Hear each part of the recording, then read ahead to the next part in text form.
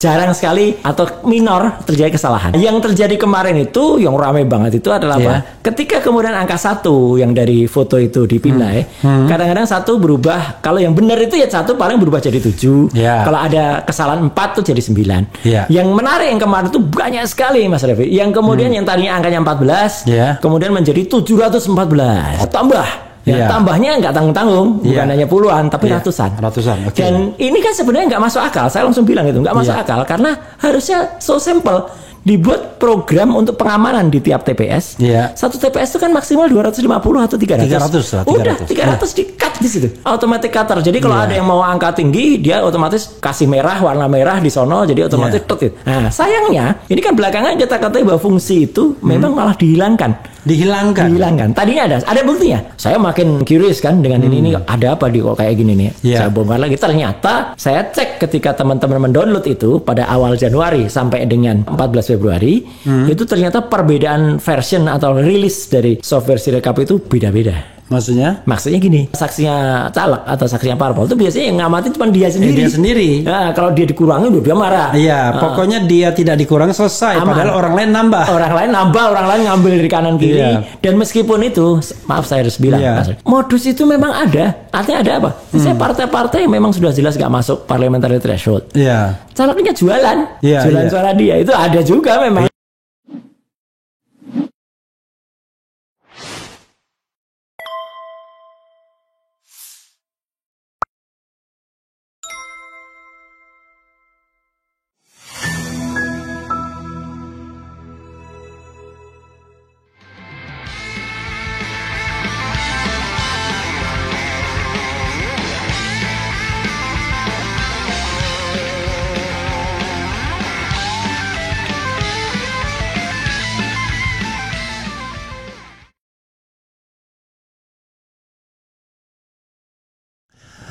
Assalamualaikum warahmatullahi wabarakatuh, sobat RH sekalian. Jumpa kita di channel yang keren ini. Ya, sobat RH sekalian, saya sudah janji berkali-kali dengan beliau ya, dan akhirnya terdatang juga ya, karena sama-sama punya kesibukan, dan ini pun sebenarnya balap-balapan saja datang ke sini ya. Mas Roy Suryo. Makasih Mas. Sama-sama. Waalaikumsalam warahmatullahi wabarakatuh. Kata Dharma Pongrekun nggak bisa kalau nggak harus begini. Harus salaman. Harus. Oke. Mas Roy, hangat sekali ya soal Sirekap. Tapi saya ingin klarifikasi dulu ke Mas Roy ya. Kalau kita bicara Sirekap itu kan gini. Ada Sirekap yang menghitung manual, menghitung secara elektronik berapa persen dan lain sebagainya. Dan dia attach C hasil. Itu Sirekap pertama. Hasilnya dari C hasil. Hasilnya ada C hasilnya. Tapi yang manual itu, yang hitung manual itu pakai Sirekap juga nggak waktu dia melakukan rekapitulasi? Enggak. Itu dihitung benar-benar dihitung manual, pakai komputer, pakai kalkulator, pakai komputer itu apakah ada kemungkinan untuk dikadali juga? Nah, coba nanti kita akan ini. Nah, jadi Mas Roy harus jelaskan kepada publik sistem penghitungan elektronifikasi yang dilakukan oleh KPU dulu. Baik berjenjang elektronik maupun berjenjang manual. Ini bukan berjenjang, berevolusi persentase sama berjenjang manual. Nah, berjenjang manual apakah punya potensi untuk kecurangan juga? Silakan Mas. Jadi gini. Memang kalau kita sudah memberikan suara pada tanggal 14 Februari yang lalu ya, khusus untuk 2024 ini, suara kita itu masuk dalam surat suara, kertas suara, ya kan? Nah, kertas suara itu pada akhirnya setelah jam 1 TPS ditutup, itu kan mulai sore dihitung. Di surat tempat suara TPS, surat suara, surat suara. Nah, perhitungan itu kemudian dimasukkan ke dalam lembar yang disebut C hasil. Nah, C hasil langsung ditulis di situ. Jadi plano misalnya, itu plano itu. Jadi misalnya paslon 01 berapa? Ini itu yang lembar presiden yang abu-abu. Paslon 01 kita berapa? Bicara presiden aja. Oke, yang paslon 02. Kecuali PSI kita bicara juga nanti. Itu menarik. Paslon 03 berapa? Nah, dari situ itu ada yang kemudian dilakukan oleh para KPPS, ketua pemungutan suara. Dia memotret dengan handphone Android. Dengan handphone yang berkamera. Dia foto, kemudian dia upload ke dalam. Berapa lembar? 3 lembar kalau nggak salah ya? Kalau untuk C1 planonya cuma 1 lembar cukup. 1 lembar aja. Dia potret, kemudian dia upload ke alamat yang sudah disediakan. Ketika dia mendownload aplikasi Sirekap. Jadi mulai Januari yang lalu, aplikasi Sirekap itu sudah disediakan oleh KPU. Itu bisa di-download oleh para KPPS. Ya, nah, download berbasis Android. Jadi bisa di-download itu berbasis web di Android. Kemudian dia upload. Nah, itulah yang kemudian dipindai secara atau di-scan secara otomatis oleh server Sirekap yang ada di Jakarta, yang itu menggunakan teknologi OCR namanya, Optical Character Recognizer, yang atau katanya OMR. udah ratusan tahun itu. Ya, OMR yang saya bilang itu teknologinya udah temukan tahun 1914 oleh orang Jerman ya, fisikawan Jerman. Nah, dan itu sudah berpuluh-puluh tahun kita pakai di dunia pendidikan. Jarang sekali atau minor terjadi kesalahan. Errornya jarang ya. Nah, yang terjadi kemarin itu yang ramai banget itu adalah apa? Ketika kemudian angka 1 yang dari foto itu dipindai, kadang-kadang 1 berubah, kalau yang benar itu ya 1 paling berubah jadi 7. Kalau ada kesalahan 4 tuh jadi 9. Yang menarik yang kemarin itu banyak sekali Mas Revi. Yang kemudian yang tadinya angkanya 14, kemudian menjadi 714. Ya, tambah. Ya, tambahnya nggak tanggung-tanggung, bukan hanya puluhan, tapi ratusan. Dan ini kan sebenarnya nggak masuk akal. Saya langsung bilang itu nggak masuk akal karena harusnya so simple. Dibuat program untuk pengamanan di tiap TPS.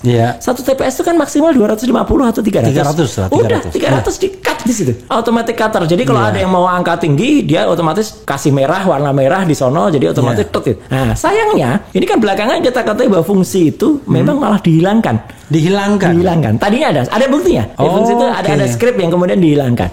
Nah, sehingga ini kemudian jadi rame. Kemarin itu ketika ada ada seorang sepasang paslon yang kemudian angkanya bisa tinggi banget kalau di situ, dan kemudian yang lain ya angkanya segitu-gitu aja, gitu loh. Nah, ini kan aneh, apalagi ketika pada hari H, kalau itu misalnya teman-teman yang punya lembaga survei, ya wajar lah Mas kenal dengan mereka punya 2000 surveyor yang ada di lapangan, ngirim bersama-sama dengan perangkat yang nyaris relatif sama, langsung masuk di tabulasi mereka, kemudian masuk di server mereka, keluar angkanya langsung keluar misalnya 24%, 58%, 17%. Itu masih make sense.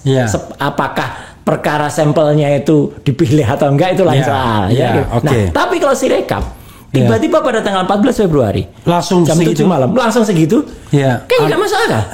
Nggak, maksud saya gini, kalau itu mungkin saja harusnya 02 bisa lebih gede kalau misalnya dia ambil dari Papua duluan, misalnya masuk dari Papua gitu. Tapi kalau masuknya misalnya dari Aceh, ya harus 01 duluan yang lebih gede. Harus kalau misalnya Sumatera Barat, ya 01 duluan. Kalau misalnya 03, ya mungkin Jawa Timur duluan yang lebih gede. Ini kan enggak. Tiba-tiba angkanya tuh sudah kayak kekunci di dan 24. itu konsisten sampai terakhir sekarang. Betul, ini. Saya cermati day by day itu nggak pernah ada kemudian fluktuasi yang ini pernah naik pernah turun enggak. Padahal logisnya dalam tabulasi begitu itu kayak kita lihat permainan olahraga lah gitu ya. Kadang-kadang kalau permainan olahraga itu kan tuan rumah sengaja menempatkan cabur-cabur yang menguntungkan untuk tuan rumah itu di awal, sehingga dia kayaknya udah menang duluan gitu. Meskipun nanti belakangan jadi dia terkoreksi ke bawah. Tapi kan ini enggak. Jadi udah segitu terus. Nah, itu yang pertama. Jadi artinya kesalahan itu muncul ketika pembacaan yang ngaco itu. Yang ajaknya itu berapa persen biasanya kalau sudah ajak gitu?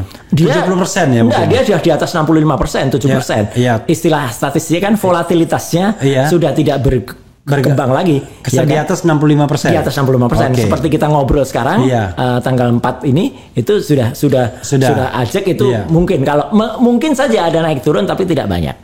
Nah, itu nanti menarik kalau kita bicara soal partai nanti. Soal itu. Nah, artinya kehebohan pertama itu terjadi ketika ada angka-angka yang menggelembung dengan sangat besar, tidak masuk akal melebihi jumlah dari TPS-nya. Nah, yang kedua kemudian ketika saya melihat itu ada sesuatu yang ini kok kayaknya tidak masuk akal gitu ya gitu. Saya masuk ke dalamnya, saya lihat tuh sistem Sirekap tuh. Ini sebenarnya datanya ada di mana sih gitu. Nah, itulah saya kaget ketika kemudian ternyata dia didaftarkan pada cloud yang itu merupakan bagian dari Alien Computer. Alien Computing merupakan anak buahnya dari Alibaba punya Jack Ma. Singapura. Iya, punya Jack Ma di Singapura. Teman lain ada yang mengatakan itu servernya ada di Prancis, ada di China. Ya, saya terus terang kalau saya sendiri yang saya teliti hanya yang di Singapura. Mungkin teman-teman lain ada yang punya pendapat itu terserah. Ada yang bilang Prancis, China dan Singapura. Saya bertanggung jawab kalau yang soal Singapura karena saya sudah temukan buktinya semua detail banget. Nah, itu sudah merupakan pelanggaran, Mas. Terhadap Undang-Undang Perlindungan Data Pribadi kita. Ya. Walaupun belum berlaku itu. Iya, itu masih debatable orang mengatakan. Tapi directionnya kan jelas. Iya, gitu. Directionnya jelas dan jadi gini maksudnya, yang sudah masih di luar negeri cepat kembalikan ke dalam negeri agar tidak melanggar undang-undang itu. Tapi kalau yang tidak di luar negeri jadikan ke luar negeri itu aneh. Aneh. Apalagi bukan hanya Sirekap, Mas. Yang diletakkan di server di Alibaba itu juga termasuk Sipol dan Silon. Sipol dan Silon itu berarti data NIK penduduk kita. Semuanya taruh di sana. Dan di Alibaba itu, kalau Sipol itu sistem pendaftaran partai politik Iya. Kalau Silon itu calon. Ya kan. Berarti kan calon ada calon itu kan NIK-nya lari semua keluar. Artinya apa? Artinya kita sama aja mengumbar data, Mas, keluar negeri dan itu sudah salah besar gitu. Nah, ketika saya mulai ribut itu, barulah timbul operasi senyap. Saya mengatakan memindahkan cloud itu dari Singapura dikembalikan ke Indonesia. Dan sekarang sudah posisinya di Indonesia. Ada yang bilang katanya enggak, masih ada sebagian masih ada di Singapura. Iya, jadi mungkin mereka di China sama Perancisnya itu masih ada lagi jangan-jangan. Saya tidak lihat itu terus terang, tapi yang saya cek adalah ketika itu ada operasi pemindahan. Dan operasi pemindahan ini memang kalau kita masuk ke level pertama ya, bukan sub level. Level pertama itu langsung terbaca itu sudah Jakarta, Indonesia. Tapi kalau kita masuk ke sub level masih ada data-data di sana. Jadi artinya mereka sudah mulai ada orang mengatakan itu upaya untuk menghilangkan barang bukti atau itu mengelabui supaya dia menyamakan dengan aturan yang ada. Tapi yang jelas pemindahan itu terjadi. Nah, saya makin curious kan dengan ini ada apa kok kayak gini nih. Saya bongkar lagi, ternyata saya cek ketika teman-teman mendownload itu pada awal Januari sampai dengan 14 Februari itu ternyata perbedaan version atau rilis dari software Sirekap itu beda-beda. Maksudnya gini, KPPS misalnya dia download pada Januari. Ya, itu nanti dia program yang dia masukkan, kemudian ketika dia masukkan angka-angka itu masuk akan dalam satu perhitungan tertentu. Ya. Nah, yang belakangan terakhir ini ada satu perhitungan yang dihilangkan. Artinya yang tadi yang ada batas 300 untuk tiap TPS itu malah sudah nggak ada terakhir-terakhir. Jadi dan dia itu 10 kali, Mas, mengalami perubahan. Sirekap itu? Iya, nggak boleh. Maksudnya nggak boleh begini. Sebuah software kalau sudah itu dirilis kepada masyarakat, jangan berubah-ubah. Betul. Kalaupun diupdate, diinformasikan. Atau semua diumumkan ke soal KPPS. Ayo download lagi loh ya, kemarin ada kesalahan. Ini kan nggak pernah ada penjelasan yang clear soal itu. Bahkan dia mengatakan, kami ketika saya teriak soal audit forensik. Nah, dia bilang kami sudah di audit forensik kok. Mana? Yang di audit forensiknya tuh software yang versi berapa?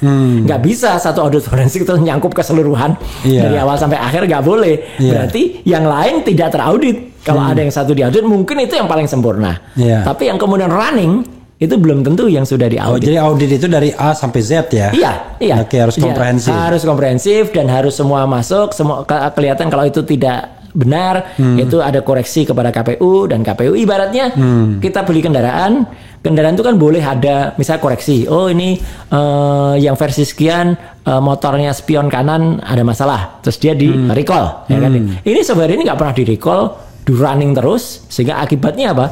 Akibatnya ya timbullah perbedaan-perbedaan ketika orang melakukan. Jadi kadang-kadang ada yang mengatakan kalau ketika sudah di scan hasil kamera itu sudah di scan, itu yang membengkak adalah paslon tertentu nomor 2 katakanlah.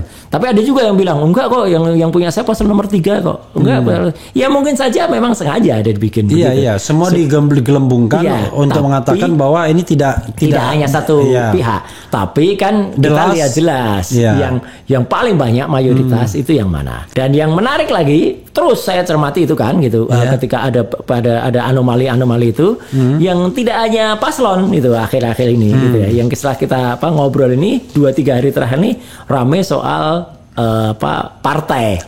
Nanti partai kita ini dulu. Tapi begini, Mas. Kan mereka mengatakan kan Sirekap itu cuma alat bantu katanya begitu. Iya, itu selalu alasannya gitu. Sirekap cuma alat bantu. Nanti yang benar itu adalah perhitungan manualnya. Kadang-kadang kan kita ini confused. Ini antara Sirekap atau hitung manual. Hari ini kan PPK ribut tuh. Muncul kan. Nah, itu Sirekap atau manual itu sesungguhnya? Nah, tetap yang Sirekap yang ribut karena yang manual itu itu tidak bisa dipublish atau belum ada fasilitas untuk mempublish itu. Jadi tetap Sirekap. Tetap Sirekap yang artinya manual ini awah gelap hasilnya sampai sekarang. Betul. Itu yang jadi soal. Kecuali para saksi-saksi dari tiap paslon atau yang dari saksi-saksi ngitung partai, sendiri gitu. Ngitung sendiri dan pegang C hasil. Iya. Nah, dan C hasil itu banyak juga yang dipalsukan kalau kita lihat di Sirekap itu. Itulah. Jadi artinya karena bukan saya tidak asal ngomong.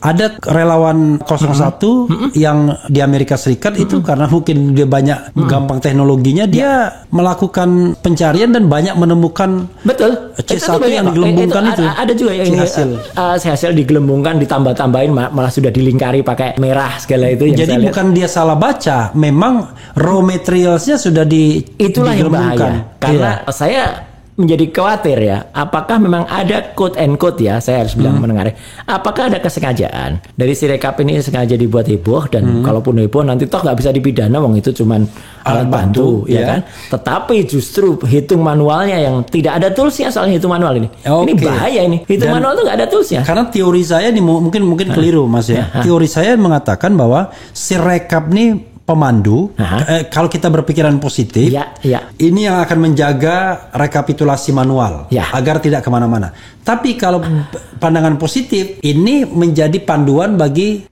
yang manual untuk menyesuaikan hasilnya dengan Sirekap itu. Jadi kita tergantung mau Zulzon atau Husnuzon. Iya, kan? Betul. Jadi memang Sirekap itu seharusnya selayaknya adalah bisa digunakan sebagai alat kontrol. Makanya saya juga selalu menolak kalau ada orang yang mengatakan, oh kalau gitu Sirekapnya dihentikan aja. Jangan dihentikan, karena kalau dia jalan meskipun ada audit forensik masih malah bisa ketahuan gitu. Nah, dan memang ini masalahnya dari dulu kenapa tidak ada satu tools yang memang benar-benar ngitung manual berjenjang. Padahal itu yang paling penting. Jadi manual yang dianggap sebagai yang sahih kan? Iya. Jadi artinya gini, kenapa tidak ada aturan PKPU atau peraturan apa yang lah, kalau katakanlah hasil elektronik perhitungannya itu misalnya bermasalah, ya udah yang kemudian Sirekap ini bagi dua. Sirekap yang khusus untuk menampilkan foto-foto hasil pemotretan itu tetap harus dikawal. Karena itu kan satu-satunya cara untuk kita mengetahui apakah form C hasil itu sama atau enggak. Meskipun ya ada orang bilang wah form C hasilnya pun juga sudah direkayasa Mas. Cuman kan menurut saya itu lain soal ya. Kalau itu kan memang sudah terstruktur banget lah. Memang saya juga dengar lah ada pencetakan surat suara yang lebih, pencetakan kotak suara, kemudian kotaknya diganti, suratnya diganti dan lain sebagainya. Jadi artinya tetap bagi saya Sirekap ini tidak boleh dengan enaknya. Kemarin saya juga lihat tuh statement salah satu komisioner KPU dengan selalu begitu, alat bantu itu kan cuma alat bantu, ngapain dia sambil rambutnya acak-acakan itu sambil agak merem-merem gitu dia bilang gitu ya. Nah gitu dia bilang gitu. Nah ini Bawaslu juga bilang alat bantu. Ini sudah kesekian kalinya loh orang-orang komisioner KPU itu membuat statement-statement yang menurut saya pantas dipertanyakan atau pantas dilaporkan. Persoalannya ini coba kita pakai tesis begini Mas ya, walaupun ini namanya analisis ya. Saya membayangkan Sirekap itu sudah di-set hasilnya duluan. Berarti untuk sekian, untuk A sekian, untuk paslon 1, 2, dan 3 sekian. Itu di-set. Lalu kemudian quick count. Memang sudah lah kalau quick count. Quick count diarahkan ke sana. Artinya kan bisa dimainkan cara ngambil sampelnya kan. Ambil apa sampel-sampel yang di tempat potensial kantong-kantong gitu paslon kan tertentu. Iyalah, kita tahu semua lah, kita ngerti lah soal itu. Jadi untuk legitimasi. Lalu berikutnya lagi yang namanya penghitungan manual berjenjang. Bukan, persentase. Itu dipertahankan pada angka begitu terus. Karena sistemnya sudah di-lock begitu. Karena kalau dia misalnya tiba-tiba naik turun, takutnya tiba-tiba heboh, nggak jalan skenarionya. Jadi segitu terus. Sampai berapa persen pun segitu, di atas 50% terus. The last terakhir, Sirekap ini akan jadi patokan untuk manual. Berhenti di angka 57, 58 misalnya. Tolong ya manual sesuaikan dengan ikutin ini. Makanya kan pernah diberhentikan dulu. Nah kalau sekarang sesuai ribut nanti. Sekarang saya membayangkan mereka sudah surplus. Jadi surplusnya begini, karena begitu luar biasanya intimidasi dan juga deploying bansos dan lain sebagainya. Ini pengalaman selama 3 tahun bersama ini? Enggak. Maksud saya menganalisis saja, ini analisis. Ya, begitu berhasil, ya kan? Maka ternyata suara yang didapatkan bisa jadi segitu. Tapi jangan salah, itu kan hasil dari bansonisasi dan bansosisasi dan intimidasi, ya kan? Nah, segitu. Tiba-tiba kaget sendiri mereka karena skenario penggelembungan yang sudah mereka bikin tadi membuat suara itu akan tinggi sekali kalau tidak dikoreksi. Betul. Maka sekarang si rekap itu kemarin kan KPU mengatakan mereka menemukan pemindaian salah itu cuma 2.325 katanya cuma. Ya kan? Enggak, angkanya 2000 ngakunya lebih gede dari itu. Bukan 2000 sekian 25. 2135 kalau nggak salah. Cuma sekarang kemarin saya bikin mereka sudah perbaiki di 154.541. Iya betul. Itu kan ini kan nggak masuk akal. Nggak masuk akal. Sangat tidak masuk akal. Jadi bisa jadi teori saya tadi. Waduh. Kalau kita pertahankan yang kita set tadi, yang meledak, betul. Bisa meledak, bisa sampai 80% nilainya kalau meroket, betul. Iya, nah, iya bisa 70% gitu. Betul. Dan ketika mereka tuh nggak sadarnya gini juga, Mas. Ketika mereka secara saya nggak tahu apakah lugu ataukah maaf bodoh gitu ya, bilang 154.541 itu kan berarti sudah lebih dari 10%, bahkan kalau dihitung 18% dari jumlah TPS yang 800.000 lebih. Bayangkan kalau seandainya misalnya mereka mencurangi misalnya tadi 100 ya dikalikan banyak jutaan jadinya. Artinya itulah alasan untuk sebenarnya si rekap itu dikatakan failed, sudah tidak layak lagi. Gitu. Cuma saya tetap bilang jangan dihentikan karena tambah ruyam nanti. Tambah failed itu maksud saya apa? Saatnya audit forensik masuk ketika failed itu. Gitu. Karena sekarang ini seolah-olah sudah selesai penghitungan manual bahwa angkanya 58%. Itulah. Padahal belum ada yang selesai itu. Kan masih rekap nasional belum selesai. Rekap masih di daerah-daerah, suara masih bergerak dari kecamatan ke provinsi gitu loh. Masih segitu. Memang itulah yang memang tidak masuk akalnya di situ. Jadi kalau kita bicara tentang beyond dari angka-angka ya ini sudah terstruktur sistematis dan masif sesungguhnya. Sebenarnya itulah. Jadi artinya pengertian terstruktur sistematis dan masif itu jangan hanya terjebak kepada kalkulator saja. Ini berapa jumlahnya, kuantitas saja. Kalau begitu, hai kalian curanglah securang-curangnya, biar gapnya gede, dan gitu. Kemudian dianggap tidak signifikan. Kalau gitu sontoloyo namanya. Dan nggak akan pernah bisa ketemu kalau yang diukur kuantitas. Karena pasti, ini mohon maaf harus saya bilang, yang memang berbuat curang itu pasti sudah ngukur, nggak akan mungkin bisa memenuhi kuantitas. Katakanlah kesalahan bagi-bagi susu gitu ya. Gitu. Ya kan tidak di provinsi kita 34. Bagaimana mentransfernya misalnya bansos? Bagaimana mentransfernya di berapa provinsi? Kan bisa, di beberapa provinsi pasti udah di bawah 50%. Tapi kita ini juga menghimbau hakim konstitusi jangan jadi penakut maksudnya gitu. Persis. Artinya juga gini Mas, kembali ke soal sirikap tadi angka tadi 154. Itu sudah benar-benar tidak masuk akal. Karena apa? Kesalahan di atas 10% atau bahkan 18%. Itu kan berarti sudah saya benar-benar makanya saya kemarin kan saya ajak teman-teman di kampus ternama di Bandung itu. Ya gitu. Ini citra Anda loh, citra kampus Ganesha ini yang kemudian dipertaruhkan gitu. Karena kan orang sekarang menganggap itu kerjasama sudah ada semenjak 2021. Kemudian dulu katanya itu proyek Merah Putih, proyek Baktimu Negeri, nggak ada apa-apa. Ternyata ada anggarannya, ya kan. Dan saya meskipun saya sangat yakin Mas, secara institusi mereka tidak terlibat untuk kecurangan. Secara institusi. Secara institusi. Tapi oknum pasti ada yang membukakan backdoor atau membukakan kemungkinan peluang untuk supaya bisa dilakukan kecurangan. Karena kalau tidak dilakukan kecurangan, si komputer itu tidak mungkin.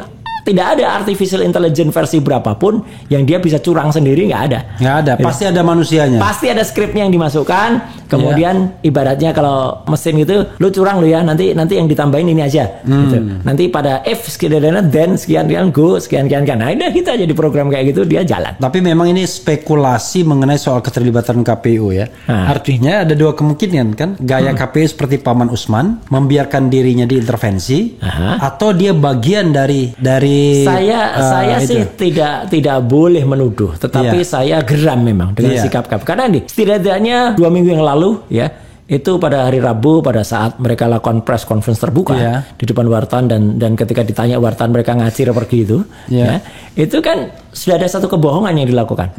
Mereka ditanya bagaimana tentang mereka nggak ditanya, belum saat ditanya, mereka sudah seolah-olah bilang tidak ada data Sirekap yang ditempatkan di luar negeri. Itu sudah bohong. Udah jelas. Karena meskipun mereka berasumsi data itu ya data yang diinput itu ada di server komputer Indonesia, tapi ketika mereka nyimpan di cloud, Mas, ya wes kalau yang namanya di cloud itu ya udahlah itu bisa diambil orang lain ya. Antah berantah. Gitu. Nah, dan ketika dia mengatakan bahwa ini cuma 2325 kalau nggak salah.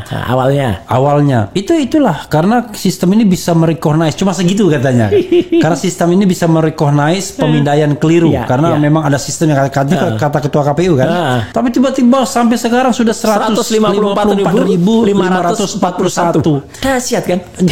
Gak masuk. Dan itu belum selesai. Iya, artinya sebenarnya sekarang mungkin tambah lagi. Saya kemarin kecepatan sih ngingatin itu. Kalau kemarin nggak laku teriak itu sudah 18%, mungkin sekarang ngakunya udah bisa saya lebih membayangkan lagi. Tadi. Jadi kalau mereka tidak perbaiki si rekap itu jangan-jangan nilainya lebih sampai bisa 60%, 70%. Itu yang barangkali membuat mereka akhirnya pusing sendiri, makanya buru-buru perbaikin. Betul. Jadi gitu. artinya karena kan gini kalau teorinya. Artinya mereka sudah punya beberapa layers, Mas, gitu. Jadi kalau artinya kan kalau seandainya mereka itu sesuai dengan skenario ya mereka nggak akan perbaikin.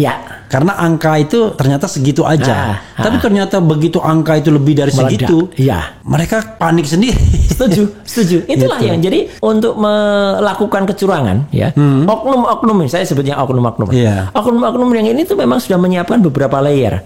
Mulai dari elektroniknya disiapin, kemudian dimasukkan skrip yang curang di elektronik, nanti aturan hukum untuk elektroniknya juga sudah disiapkan supaya tidak disoal. Habis itu nanti yang perhitungan yang manualnya disiapin. Raw data, raw materialnya, ya surat-surat suara, kotak suara, yang kemudian ya orang bilang itu jangan-jangan ada yang palsu gitu ketika dia. Dan itu juga sudah disiapkan Bahkan nanti ketika kita bicara parpol, Mas, yang kemudian meledak masuk, ada satu lagi yang disiapkan gitu loh. Sebelum kita parpol, jadi kalau kita sum bahwa kecurangan itu sangat mungkin ada angka yang disiapkan. Dan angka itu berevolusi dengan keajegan. Tidak berubah. Kemudian selain faktanya gini, pada tanggal 14 Februari jam 7 malam, ketika belum ada TPS yang mengirimkan, itu angkanya di Sirekap itu sudah muncul prosentasenya segitu itu. Dan ini yang paling ada capture-nya. Jadi sudah muncul 24% sekian, 58 sekian, 17 sekian. Lalu saya juga mendapatkan fakta ada KPPS yang berhasil buka Sirekap sebelum penghitungan dilakukan. Kan penghitungan angkanya sudah ada. Nah, ada yang bisa ganti angka itu. Halo KPU, halo MK. Inilah yang namanya TSM itu terstruktur, sistematis dan masif itu Jadi terstruktur, sistematis dan masif itu cukup main di komputer aja sebenarnya.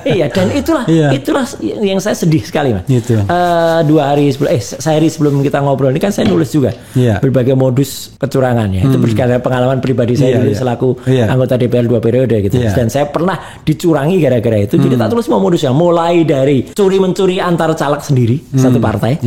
Kemudian jual beli partai yang lain itu kalau curi mencuri itu biasanya oknumnya cuma oknum caleg. Kalau kemudian atau maksimal oknum saksi internal partai. Tapi kemudian sudah berkembang jual beli antar caleg antar partai. Nah, kalau sudah antar partai gini, di samping melibatkan oknum saksi dari 2 partai yang berbeda, oknum penyelenggara pasti terlibat. Apakah oknum KPPS-nya atau oknum KPUD-nya pasti terlibat. Dan ini yang sudah menarik yang saya sebut dengan istilah NPWP.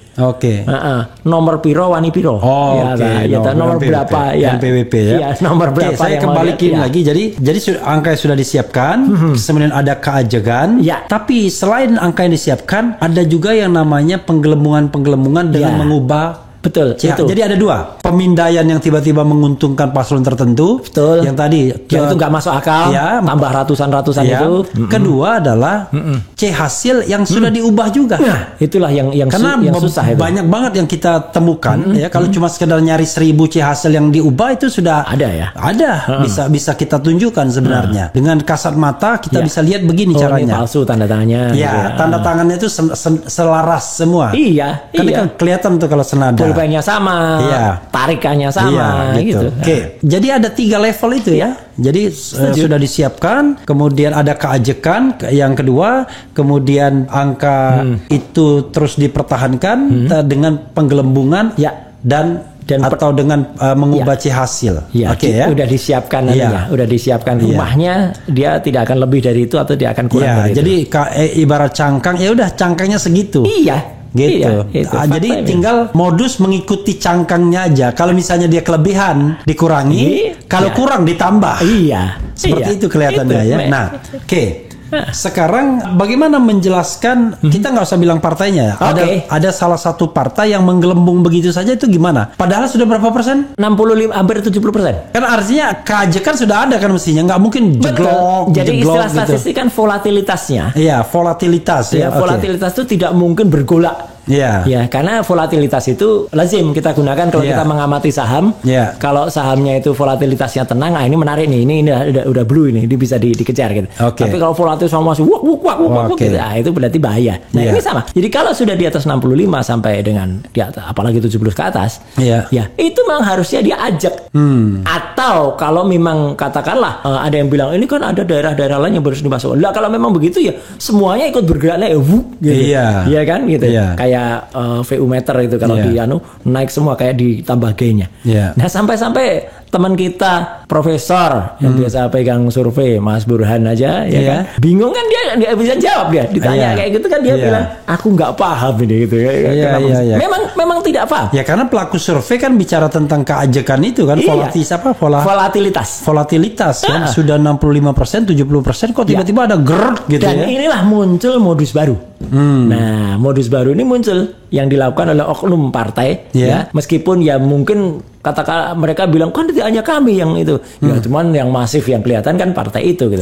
Dulu Mas, yang saya tadi cerita, dulu antar caleg antar partai, kemudian berkembang ke antar caleg beda partai, Nah sekarang berkembang lagi, yaitu caleg ini beli suara dari sisa suara. Oh bukan beli itu, memang disediakan oleh ya istilah saya beli. Artinya ini kan ada. Ini kan kalau tidak melibatkan oknum petugas tidak mungkin. Iya, jadi yang tadinya biasanya sisa suara itu satu TPS yang 300 itu biasanya sisanya 50, 40, itu kemudian ditambahkan. Yang tadinya partai ini biasanya ada beritanya kan, misalnya banyak. Sisa suara 69, partai itu cuma dapat 1. Tiba-tiba dibalik. Dia dapat 69, sisa suaranya 1. Itu misalnya yang ada di TPS 009 di daerah Jawa Barat, banyak tuh media-media terkemuka. Kita nggak nyebar hoax ini. Media-media terkemuka sudah nulis itu, CNN, Tempo, udah banyak itu TPS yang melaporkan bahwa terjadinya pemindahan swab antara sisa suara dan partai itu. Yang ini nggak masuk akal memang. Sisa suara atau sisa surat suara ya? Sisa surat suara. Sisa surat suara. Sisa surat suara yang tidak terpakai. Yang tidak pakai atau tidak sah. Ya, atau suara tidak sah. Suara tidak sah yang kemudian digunakan. Itu kan memang ya licik kalau menurut saya. Kenapa licik? Karena memang yang partai yang lain tidak akan teriak. Kan mereka tidak dikurangi. Kalau mereka dikurangi pasti mereka teriak. Nggak ketahuan. Kalau mereka, karena kan biasanya saksi itu kejelekan saksi kita, saksinya caleg atau saksinya parpol itu biasanya yang ngamati cuma dia sendiri. Nah, kalau dia dikurangi dia marah.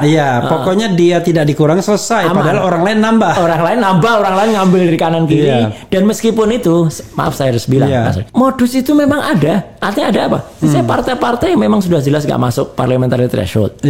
Calegnya jualan suara dia itu ada juga memang. Jadi mereka secara bukan serta merta sukarela. Tapi nggak sukarela pakai duit kok. Jadi artinya dia jualan ke partai lain yang mau lolos, atau jualan ke caleg lain yang mau lolos. Betul. Dia juga nggak akan lolos. Dan ini yang menarik lagi Mas, kalau saya tambahin, Mas ahli di situ di hukum itu. Artinya gini, mereka kemudian memanfaatkan keputusan MK yang baru kemarin, yang mau yang mau dikejar parliamentary threshold itu kan logisnya berlakunya 2029. Sekarang kan lagi diupayakan itu supaya bisa berlaku 2024. Tapi nggak bisa itu. Lah ya, karena pikiran normal logis kita mengatakan nggak bisa. Ya dulu aja nyatanya daftar belum tanggalnya aja bisa kok. Tapi mudah-mudahan ini nggak diterapkan ya. Karena kalau nggak, waduh. Memang itu kan yang diharapkan tuh presidential threshold. Kenapa yang malah dilalaskan parliamentary threshold? Kita majukan lagi presidensial threshold. Oke. Jadi luar biasa memang ya. Yang langsung ke Roy Suryo sudah berani datang ke Bareskrim membawa bukti tapi laporannya tidak diterima. Nah itu kenapa itu? Itu tadi. Jadi memang ini saya juga, tapi kan saya memang tidak punya pretensi apapun ya. Jadi saya tidak perlu, karena saya juga nothing tulus. Diminta oleh teman-teman 03 sebagai ahli. Iya, sebagai ahli oleh TPD ini. Pak Petrus Celestinus dan kawan-kawan. Ketika minggu lalu mereka melapor dan ditolak, katanya kami minta penjelasan ahlinya. Nah, tadi mereka bawa saya. Sudah saya jelaskan, lain lagi ngomongnya. Bukan kewenangan mereka. Iya, jadi mereka pun sebenarnya sudah bawa Gakumdu juga. Iya. Jadi mereka bawa orang-orang Gakumdu, diterima oleh sekitar 9 petugas, ya. Pangkatnya juga sudah kombes ya. Udah level udah serius banget gitu.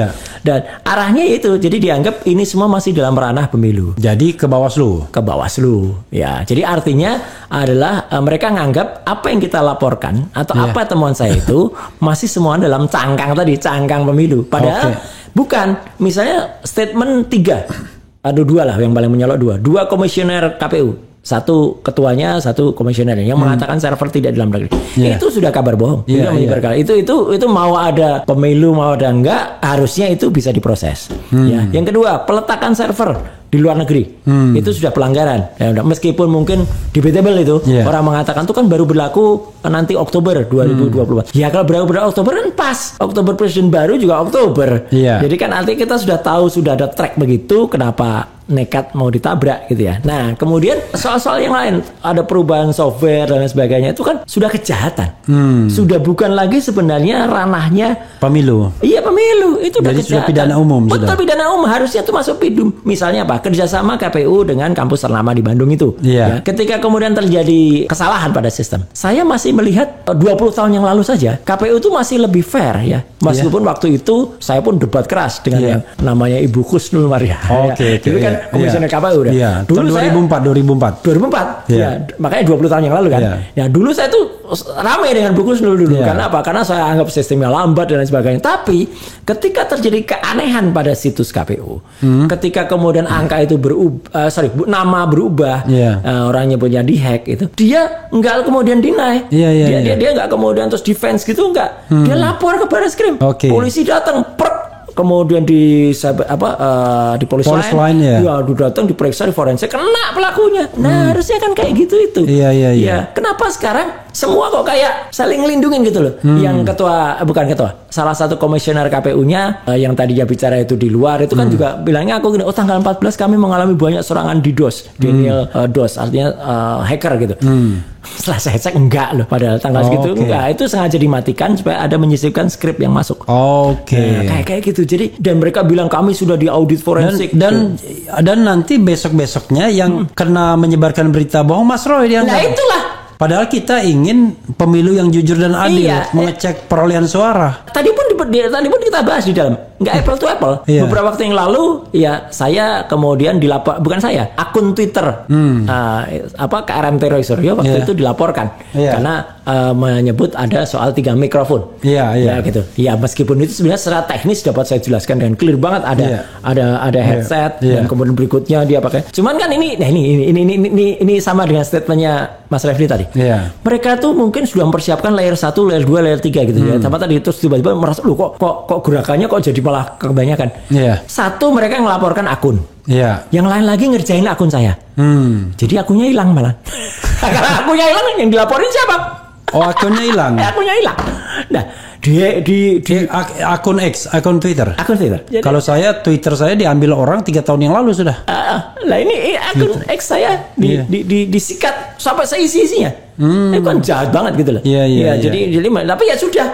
Itu blessing in disguise bagi saya, karena kalau mau dia akun yang mana akun saya buka, nggak ada lagi. Nah, jadi artinya tadi ditolak itu, ya ini memang grace news ya, sama sekali informasi yang baru karena baru beberapa jam tadi. Itu kemudian ditolak dengan alasan ini bukan ranahnya Bareskrim. Gitu. Nah, kalau saya sih ya, oke, terserah mau dimanfaatkan nanti di Gakumdu atau tidak dimanfaatkan, atau nanti kita bikin dengan cara lain, ataukah ini mau dimanfaatkan untuk angket, silahkan. Kan kalau kita bicara tentang kecurangan pemilu itu itu bukan delik aduan itu. Jadi kalau sudah tahu begini, ya Bawaslu mestinya bergerak. Betul. Tapi saya berkali-kali ya diskusi dengan Ketua Bawaslu di TV. Saya tidak melihat ada giroh itu, ada keinginan untuk melakukan gerakan ngecek, melakukan klarifikasi. Dia juga sama. Ini kan alat bantu sambil senyum-senyum. Kita lihat mukanya kesel banget. Iya, benar. Nah, itulah. Jadi padahal ini kan kalau misalnya Mas Roy lapor ke Bareskrim bilang bukan kewenangannya, ini kewenangan Bawaslu. Bawaslu tidak harus nunggu. Betul. Langsung kalau gitu nanti kita ambil ya. Iya. Laporannya biar kita nanti yang memprosesnya. 20 tahun yang lalu saja bagus banget. 20 tahun yang lalu saja itu sudah langsung datang ke KPU. Kemudian waktu itu kan masih menggunakan tabulasi nasional pemilu di Hotel Borobudur waktu itu. Yeah. Ya, jadi mereka langsung datang ke KPU, Borobudur juga diamankan dan kemudian sudah dikejar dan ketemu pelakunya. Itu kan bagus. Jadi kan semua win-win ya. KPU bersih Mas namanya. Dia tidak dianggap bagian dari kecurangan, ya. Pelakunya juga kena dan pelakunya gua ngetop juga sekarang malah dia mahal anunya. Gitu, hackingnya, biayanya. Terus kemudian masyarakat juga senang karena sistemnya bersih. Lah kalau ini kan yang ini nutupin, yang ini bilang enggak, yang satu yang Bawaslu bilang itu masih trial and error. Iya. Ini kan aneh banget gitu statement kayak gitu. Itulah makanya. Ya, itu menunjukkan bahwa baik KPU maupun Bawaslu kelihatan tidak netral ya dalam konteks ini. Iya. Wah, luar biasa ya. Itu, aduh. Dan dia bilang Sirekap adalah panduan atau acuan bagi KPU untuk mengakali penghitungan manyal berjenjang. Apa manyal ya? Manual. Ya memang ya secara analitik kita akan mengatakan begitu ya. Ya. Jadi memang ini kayaknya bintang pemandu. Kalau dia panduannya benar, maka benar lah. Dan mereka akan berusaha itu. Kalau tidak, memang kalau terjadi simpangan, ya sebentar deviasinya tuh beda banget nanti. Ya akan ribut juga. Ribut nanti. Yang senang ini bilang ini karena terlalu optimistik, terlalu pesimistik sehingga ditambah banyak. Betul. Tiba-tiba angkanya 70%. Nah, sementara ini cuma kita kembali ke partai tadi. Kalau partai tadi jadi masuk parliamentary threshold, itu yang malu semua lembaga survei. Ya kan nggak tepat mereka. Mereka semua nggak ada yang ngeramalkan partai itu masuk. Iya kan. Nah, jadi sebenarnya ini memang tergantung kepentingannya yang mana, ya kan. Itu. Silakan Mas Roy. Ada hal-hal yang belum disampaikan nggak? Ya, intinya gini ya. Intinya adalah saya tidak rela teknologi itu disalahgunakan dan itu ya ini mohon maaf ya. Ini pasti nanti akan ada lagi. Karena makin hari itu makin ada temuannya. Awalnya saya waktu itu hanya menemukan soal peletakan server di luar negeri. Kemudian ketemu dia ada backdoor yang bisa dimasukin script. Sekarang ketemu scriptnya. Dimasukin script itu program kecil di dalam yang dia kemudian secara automatically dia bisa auto algorithm. Ketika angka sekian masuknya jadi sekian. Sekian. Dan di sisi lain yang harusnya kemudian bisa memproteksi itu atau mengamankan itu dihilangkan. Ya kan, yang harusnya TPS itu cuma 300 maksimal ini dihilangkan dan itu kemudian muncul. Lah ketika sudah muncul kan masyarakat sudah terlanjur, wah ini udah keluar semua. Kalau itu dikoreksi, ya itu tadi koreksinya jadi kebanyakan. Ya, kita bicara aja 3 hari yang lalu itu sudah 154.514. Ya, itu belum yang lain lagi nanti ada koreksi lain. Nah, nanti akan dikejar juga. Nanti ketemu Silon, nanti ketemu Sipol yang ada di mana. Terus ada juga ahli lain yang juga mengatakan, oh ini sebenarnya menggunakan software yang beda. Ini software yang lama yang dipakai. Sirekap sudah nggak dipakai lagi, yang dipakai Situng. Oke lah. Jadi makin banyak. Kuncinya satu. Lakukan audit forensik IT ya sembari jalan ya, dan dengan demikian mau itu Sirekap itu mau alat bantu atau apa, tapi dia alat bantu vital. Ibaratnya dia itu ya pacu jantung gitu, alat bantu tapi alat bantu vital. Kalau nggak ada itu kan orang kita berada benar-benar di lubang kegelapan kan, nggak ada yang bisa ngontrol tuh suara manual. Nanti itu kan bahaya nanti. Tapi kalau kita bicara tentang suara manual, potensi kecurangannya itu kan ada juga kan? Ada. Walaupun dia menggunakan komputer biasa, let's say, ini kan rekapitulasinya kan? Sekarang bisa dibayangkan gini, Bang Rabri. Meskipun itu suara manual itu dimasukkan juga pelan-pelan orang lihat semua. Tapi kan sekarang data dari komputer ini dikirimkan dari KPUD ke KPU lewat mana? Ya kan lewat komputer. Iya. Bisa juga nanti tiba-tiba di sana berubah. Iya. Ya kan, seperti dia manualnya kan dia kirim kan, bukan. Lah iya, manualnya kirim pakai komputer yang tidak terhubung ke network. ya kan. Jadi dia mungkin kirimnya pakai komputer stand alone yang kemudian dia dilakukan itu gitu. Jadi artinya kan memang ya ada tetap ada kelemahannya dan tetap ada peluangnya. Kalau dipikir peluang ya itu peluang. Tetap ada peluang untuk berbuat kejahatan. Tapi terakhir itu yang kemarin yang baru hari ini PPK itu. Katanya ada 2 kunci. PPK. Iya. Ada yang untuk untuk yang anggota, ada yang untuk ketua. Betul. Itu masih sirekap ya? Masih sirekap sampai dia nangis kan? Iya kan? Petugas PPK yang kemudian dia sampai nangis pikir, ya akan makin banyak nanti kayak gitu. Mohon maaf ini bangkai bau busuk mau ditutupi apapun tetap akan terbuka. Dan MK sudah ngerti itu bau bangkai ini. Nah, ya dari dulu ikut menyebarkan bangkai kok. Itu Mas. Mas Roy mungkin silakan Mas Roy, ada lagi nggak final statement atau closing final statement saya gini ya. Jadi artinya saya ini memang agak kencang berteriak ya. Karena apa? Saya tidak rela teknologi digunakan untuk berbuat kejahatan semacam ini. Ya sangat tidak rela. Dan saya sekali lagi, saya tuh tidak tergabung kemanapun. Saya membantu teman-teman paslon 01 dengan senang hati. Saya membantu Pak Peter Silvius yang itu ada kaitan dengan 03 pun dengan senang hati. Tidak karena yang saya bela adalah masyarakat. Mas Roy bukan juga tim sukses ya? Oh, sama sekali enggak. Tidak tergabung di partai, bukan tim ses, afiliasi enggak. Saya sudah keluar dari politik 4 tahun yang lalu. Dan tidak lagi Demokrat ya? Tuh, tidak, udah lama. Ya, dan saya keluar baik-baik loh dari Demokrat. Saya bukan minggat dari Demokrat, apalagi dipecat. Aku termasuk dulu 5 top yang ada sertifikat. Jadi saya pamit karena sekolah gitu. Dan alasan itu memang ya saya tuntaskan, saya tunaikan janjinya gitu dan clear. Jadi dan ini saya tetap tidak akan berhenti Mas Refli gitu untuk berteriak itu sepanjang tidak hilang. Ya kita doakan lah ya, walaupun Mas Roy pernah hilang, berapa bulan kemarin? 9 bulan. Akibat perbuatan yang sama sekali tidak dilakukan. Ya kan yang buat meme orang lain. Dia saya laporkan tidak diproses. Padahal orangnya ada gini nomor handphonenya ada dikatakan tidak terbukti unsurnya. Lah aku dikejar dengan saksi yang abal-abal semua. Ya, saksi yang pada nggak ngerti semua. Ya itulah hukum kita. Ya, oke lah, mudah-mudahan tidak semakin banyak korban ya. Menyebarkan berita bohong, menyebarkan ujaran kebencian dan lain sebagainya. Kita nggak benci, kita itu pengen pemilu jujur dan adil. Aduh, Allahu Akbar ya. Tapi ya kalau sudah digunakan susah juga ya. Karena ini kan meliputi sebuah persekongkolan gerombolan jahat. Yang jahat ya, yang baik juga banyak. Tapi ini kita bicara persekongkolan jahat ya. Jadi kalau yang tersinggung yang jahat aja berarti kan. Closing statement Mas, sana Mas. Oke, baik. Jadi saya berterima kasih kepada Mas Refli ya yang sudah mengundang saya dan ikut memberikan ruang bagi kita untuk sama-sama kita bisa saling membuka apa yang ada. Ya bagi saya memang ilmu itu harus dimanfaatkan masyarakat dan saya punya sedikit ilmu ini moga-moga bermanfaat untuk kemaslahatan masyarakat dan moga-moga juga ya yang jahat juga nanti akan terpinggirkan dan saya tidak rela Indonesia itu ada atau pemilu ini menghasilkan pemimpin yang jahat dari pat gulipat atau dari hasil konspirasi yang tidak benar terutama dengan dukungan teknologi. Ya. Oke, saudara sekalian, itu perbincangan yang padat ya dengan Mas Roy Suryo. Mudah-mudahan ini bermanfaat dan saya yakin bisa membuka wawasan tentang kecurangan ya dan mudah-mudahan ini nanti bisa dikoreksi dimanapun, entah itu hak angket atau Mahkamah Konstitusi. Wassalamualaikum warahmatullahi wabarakatuh. Terima kasih. Keren.